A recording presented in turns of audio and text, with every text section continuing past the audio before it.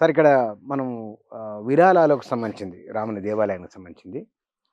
చాలా బాధ కలుగుతుంది చూస్తే. మళ్ళీ ఇంత ప్రతిష్టాత్మకమైన దేవాలయంలో అట్లా జరగడం ఏమిటి? ఓహ్! అసలు మీరు ఫాలో అయ్యిండ్రు కదా సార్ వాటి మొత్తాన్ని. వీటిని ప్రజల దృష్టిలో అసలు ఎలాంటి భావన వస్తున్నది? దాని ఇంపాక్ట్ ఎట్లా ఉండొచ్చు అనుకుంటున్నారు? మన దేశంలో కొంతకాలంగా ధర్మం విషయంలో, మతం విషయంలో, దేశభక్తి విషయంలో చాలా తీవ్రమైన అభిప్రాయాల్ని వ్యాపింపజేసి దాని ఆధారంగానే రాజకీయమైన బలాన్ని కూడా కూడగట్టుకుంటుంది బీజేపీ. అది మనకి ఎట్లా కనిపిస్తుందంటే, ఈ ప్రజల్లో ఇంత ఆవేశం ఉన్నప్పుడు, ధర్మావేశం ఉన్నప్పుడు బీజేపీ చాలా కాలం ఉంటుంది, దానికి ఎదురు ఉండదని. కానీ మనకు తెలుసు, అంటే చూసేవాళ్ళకి తెలుసు, ఇది రాజకీయ అధికారం కోసమే ఇటువంటి ధర్మావేశాన్ని, ధర్మాగ్రహాన్ని ప్రజల్లో కల్పిస్తుంది. కానీ దైనందిన జీవితంలో వచ్చే సమస్యల విషయంలోకి వచ్చేసరికి ఈ ప్రభుత్వం ఇతర ప్రభుత్వాలాగే విఫలం అవుతుంది. ఇది ఎంతో కాలం ప్రజలకు మనసు విరుగుతుందని. కానీ తీవ్ర జాతీయవాదం ఏం చేస్తుందంటే, మనసు విరగకుండా వేరే రకరకాల పెట్రోల్ ధర పెరుగుతుంది అనుకోండి, దేశం కోసం మనం పెట్రోల్ డబ్బులు కట్టకపోతే ఎట్లా అని ప్రజలే అనుకుంటట్టు చేస్తుంది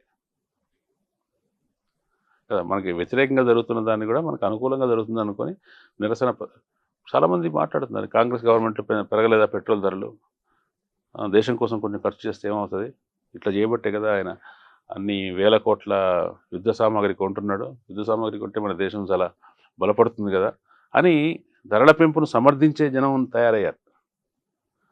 అట్లా సమర్థించాలనేటువంటి భావన ఎందుకు కలుగుతుంది? ఇదంతా కూడా దేశం కోసం, ధర్మం కోసం, మన కోసం జరుగుతోంది అని వాళ్ళు నమ్మటం వల్ల, ఆ నమ్మకం కలిగించడం, ఆ ప్రచారం చేయటం మాత్రం ప్రభుత్వం చేసింది. కానీ ఎక్కడో చోట అది ఇక్కడ బ్రేక్ అవ్వాలి. ఆ బ్రేక్ చేసే శక్తి ప్రతిపక్ష పార్టీలకు లేదు అని అర్థమైపోయింది. కానీ ప్రజల అనుభవంలోంచే బ్రేక్ కావాలి. మనం చూసుంటారు, ఒక ఇన్ఫ్లుయెన్సర్, ఆయన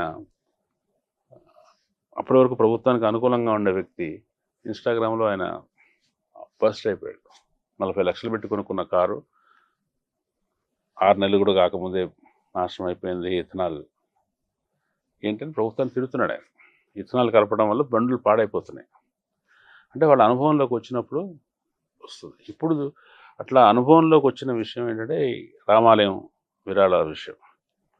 అంటే అల్టిమేట్ కదా, ఇప్పుడు మొత్తం భారతదేశంలో ఏర్పడిన జాతీయత వాతావరణానికి కేంద్రము, సింబలు అంతా కూడా రామాలయం. రామాలయం నుంచే మొదలైంది ఇదంతా, రామాలయం కోసమే మొదలైంది. ఆ రామాలయంలో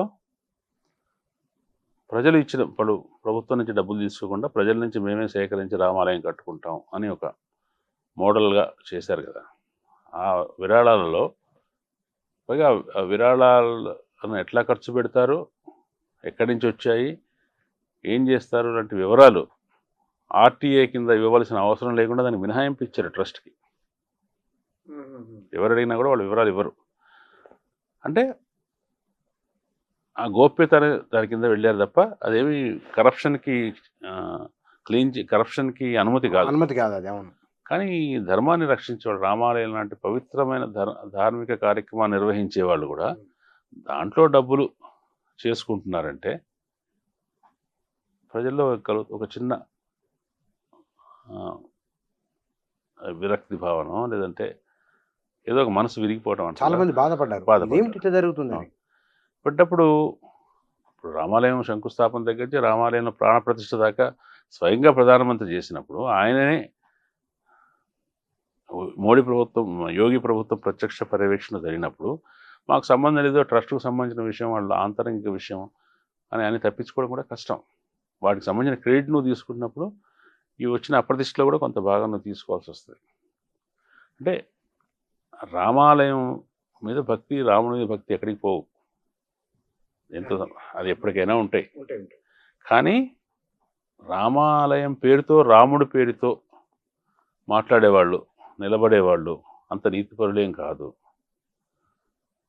అనేది వాళ్లకు, ప్రజలకు ఉన్నంత రాముడి మీద భక్తి లేదు అన్న విషయం ఇవాళ దేశ ప్రజలకు తెలిసిపోయినప్పుడు రాముడిని గుప్పిట్లో పెట్టుకొని రాజకీయ లాభం పొందుతున్న వాళ్ళకి ఆ మేరకు కొంచెం నష్టం జరుగుతుంది. రాముడికి ఏం నష్టం ఉండదు, రామభక్తులకి ఏం నష్టం ఉండదు, కానీ రాముడి పేరుతో రాజకీయం చేసే వాళ్ళకు ఆ మేరకు నష్టం ఉంటుంది.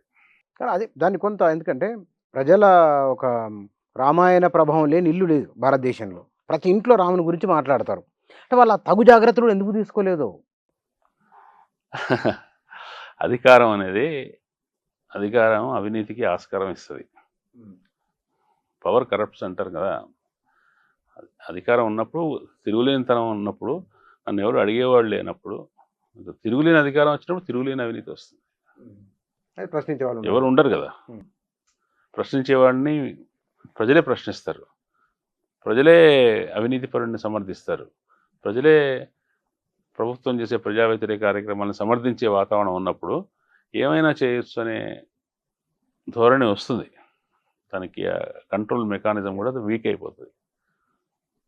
సరే ఇక్కడ సర్ మీద జరుగుతున్న ఒక గందరగోళం వాస్తవానికి అది ఎప్పటినుంచో జరుగుతున్నదే కదా! ఈసారి దానిపైన అంత చర్చ ఎందుకు? కారణం ఏందంటారు? ఈసారి ఏం లేదు, ఒక్కొక్క రాష్ట్రానికి వచ్చినప్పుడు ఆ రాష్ట్రంలో చర్చ ఉంటుంది. బెంగాలు, బీహారు అట్లా ఇంతకుముందు ఎన్నికలు అయినాయి కాబట్టి చర్చలు అవుతున్నాయి. ఇక్కడ మన దగ్గర ఎన్నికలు ఇంకా 2 సంవత్సరాలు ఉంది కానీ ముఖ్యంగా 2002 ఓటర్ల జాబితాలో ఉన్న వాళ్ళకి ఏ సమస్య లేకుండా స్మూత్గా సాగిపోతుంది. కానీ అప్పటికి ఓటు వేయని వాళ్ళు, అప్పటికి ఓటర్ల జాబితాలో లేని వాళ్ళకి ఇప్పుడు ఓటర్ల జాబితాలో పేరు తెచ్చుకోవడానికి చాలా ప్రాసెస్లు ఉన్నాయి. మన దగ్గర చాలామంది చదువు లేని వాళ్ళు చాలామంది ఉన్నారు. చదువు తెలిసినా కూడా ఈ అఫీషియల్ ప్రాసెసెస్తో ఇంకోటి సాయం లేకుండా చేసేవాళ్ళు లేరు. డిజిటల్ ప్రాసెస్లో అయితే ఇంకా తక్కువ ఇబ్బంది ఉంది. కాబట్టి వాళ్ళు ఈ జటిలమైన ప్రాసెస్లు అంతా పూర్తి చేసి ఎవరో సహాయం తీసుకొని తమ పేరు లేకపోతే మా పేరు ఉండాలి అనుకొని అంత అవేర్నెస్ కూడా లేదు. నిజానికి కాంగ్రెస్ ప్రభుత్వం ఉంది ఇక్కడ. కాంగ్రెస్ ప్రభుత్వానికి మిగతా రాష్ట్రాల్లో సర్వ్ విషయంలో ఏం జరిగిందో తెలుసు. ఒక కేంద్ర ప్రభుత్వ ప్రక్రియ ఇది సర్ అనేది. కేంద్ర ప్రభుత్వం అంటే జాతీయ స్థాయి ప్రక్రియ. రాష్ట్ర ప్రభుత్వానికి ఉండే ప్రమేయం తక్కువ. కానీ ఇక్కడ ప్రతిపక్షం ఇది, జాతీయ ప్రతిపక్షం ఇక్కడ అధికారంలో ఉంది. కాంగ్రెస్ పార్టీ క్రియాశీలంగా సర్ విషయంలో ప్రజలకు సహాయం చేయడానికి తన కార్యకర్తలు మోహరించి ఉండాల్సింది. కొంతమంది స్వచ్ఛందంగా ఎక్కడెక్కడ ఓట్లు గల్లంతయ్యే అవకాశం ఉందో ఆయా సమూహాల్లో, ఆయా ఏరియాల్లో, ఆయా ప్రజలతోటి పనిచేస్తున్న స్వచ్ఛంద సంస్థల వాళ్ళు, స్వచ్ఛంద సేవకులు చాలామంది ఉన్నారు. కానీ కాంగ్రెస్ పార్టీ ఒక పార్టీగా చేయాలి. ఎందుకంటే సర్ అనేది ప్రతిపక్ష ఓట్లను తగ్గిస్తుంది, ప్రతిపక్ష ఓట్లను బలహీనపరుస్తుంది అని ఇంతకుముందు వాళ్ళ నాయకుడే అన్నాడు కదా. అప్పుడు ఈ రాష్ట్రంలో అది జరగకుండా ఉండటానికి ప్రయత్నం చేయాలి. అంతేకాకుండా ఈ రాజకీయాలతో సంబంధం లేకుండా అయ్యో నా ఓటు పోతే ఎట్లా, ఇప్పుడు ఈసారి ఓటు లేకపోతే ఇప్పుడు పౌరసత్వం వివాదం వచ్చింది. ఓటు లేకపోతే పౌరుడు అవుతామా కాదా, రేపు పొద్దున భవిష్యత్తులో కలిగే ఇబ్బందులు ఏంటి, ఇలాంటి కలవరాలు చాలామందిలో ఉన్నాయి. దీన్నంతా తొలగించవలసిన బాధ్యత ప్రభుత్వాందే కాదు, ప్రతిపక్షాన్ని కూడా. బీఆర్ఎస్ కూడా సర్ విషయంలో ఏం జరుగుతోంది అనే దాన్ని పట్టింపుగా చూడవలసిన అవసరం ఉంది.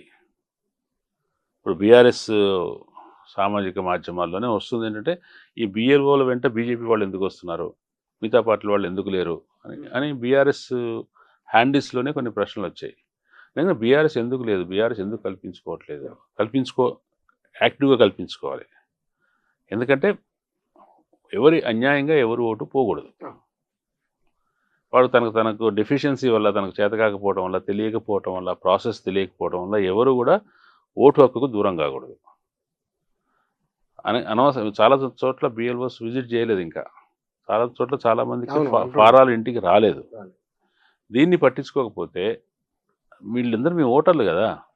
కాబట్టి రాష్ట్రంలో రాజకీయ పార్టీల వాళ్ళందరూ కూడా సర్ ప్రక్రియలో ప్రజలకు సహాయం చేయాలి. దీంట్లో అన్యాయం జరిగే అవకాశం ఉంది. ఇతర రాష్ట్రాల అనుభవాన్ని చూసినప్పుడు ఇక్కడ చాలా జెన్యూన్ ఓట్లు పోయే అవకాశం ఉంది. ఒక మతం వాళ్ళవి, ఒక పార్టీ వాళ్ళవి లేదా అట్టానికి కాదు, అందరివి కూడా పోయే అవకాశం ఉంది. కాబట్టి దాని వెనక ఏదో లాజిక్ ఉంది వాళ్ళకి. ఆ సర్ చేసే ప్రాసెస్లో ఏదో ఒక పద్ధతి ప్రకారం ప్రతిపక్షాలు ప్రభావితం చేసే విధంగా ఆ ప్రక్రియ నడుస్తుంది. ఆ నడవటం అనేది వీళ్ళు యాక్టివ్గా లేకపోవడం వల్ల కూడా కావచ్చు. కాబట్టి ఈ ప్రక్రియలో రాజకీయ పార్టీలు తమ వంతు ప్రజలకు సహాయం చేయాలి.